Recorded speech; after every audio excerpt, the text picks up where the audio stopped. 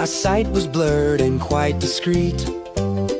I waddled through the rice fields without finding the street.